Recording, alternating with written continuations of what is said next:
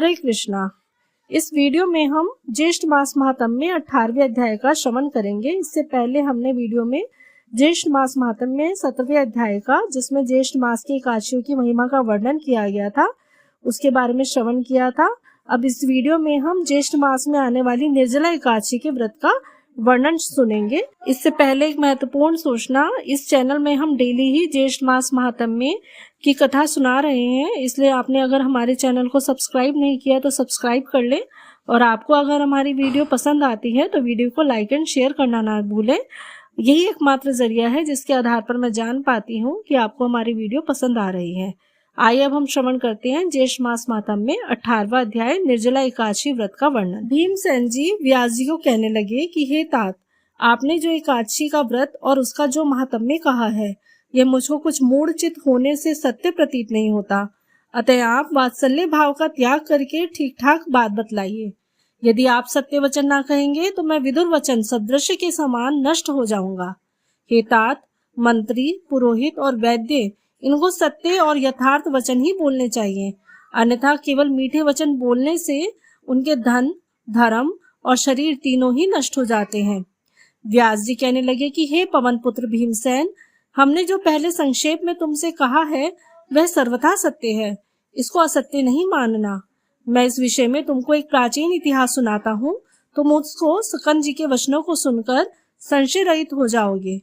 पूर्व काल में कालाजन पर्वत पर पुलिंद नाम का विख्यात समस्त धर्मों को पालन करने वाला और उनका ज्ञाता हुआ।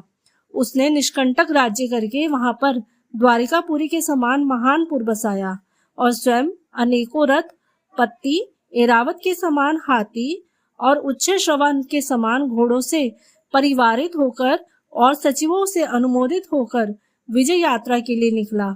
100 योजन के प्रमाण में उसकी सेना पुर से बाहर निकली और राजा के साथ चलने लगी। जो पैदल सेना थी वह सारी पृथ्वी पर छा रही थी। 7 व्यूह से युक्त वह सेना 7 महासमुद्रों के समान प्रतीत होती थी। राजा ने बड़े बड़े मंडलिक वीर राजाओं और सेवकों को जीतकर उनसे बहुत सा धन और कर लेकर अपने पुर को वापस लौटा। इस तरह पृथ्वी के अनेक चक्रवर्ती राजाओं को जीत लिया। जिस जिस सेनापति को बलवान सुनता था वहां वेग पूर्वक जाकर उनको जीत लेता था। इस प्रकार घूमते घूमते राजा के गुप्तचरों ने आकर राजा को संदेश दिया कि महाराज, यहाँ पर सबों का मालिक एक परम धर्मात्मा एक राजा है, जो कि श्रुति, स्मृति और पुराणों का ज्ञाता, देवता तथा अतिथि का पूजक, सत्य प्रतिज्ञ और बड़ा शूरवीर है। आज तक किसी से भी नहीं जीता गया। उसको बिना जीते इस भूमंडल में आपकी कीर्ति संतुष्टदायक नहीं हो सकती।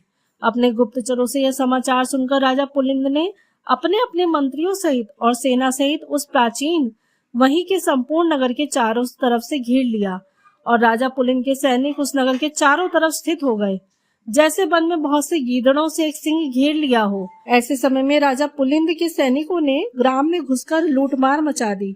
इसी बीच में किसी ग्रामवासी ने राजा पुलिंद को नमस्कार कर हाथ जोड़कर अति शांति के साथ जाकर यह वचन कहा कि हे राजन, आज बड़े पुण्य देने वाली एकादशी का व्रत है और हमारे राजा समस्त नागरिकों के साथ पूजा में स्थित हैं। आज नागरिक लोग तथा राजा भोजन, भाषण, हिंसा, मिथ्या वचन तथा और भी किसी प्रकार का दोष कर्म नहीं करेंगे। इसलिए आप हे राजन आज और कल के लिए कृपा कीजिए। मैं अपने राजा की आज्ञा से नहीं आया हूँ, मैंने यहाँ की जो निश्चित बात है स्वयं अपने विचार से कहने आया हूँ। अतः हे राजन, इन दिनों आप जो कुछ भी करेंगे हमारे राजा उसे सहन करेंगे, परंतु परसों क्या होगा ये मैं नहीं कह सकता और ना जानता हूँ।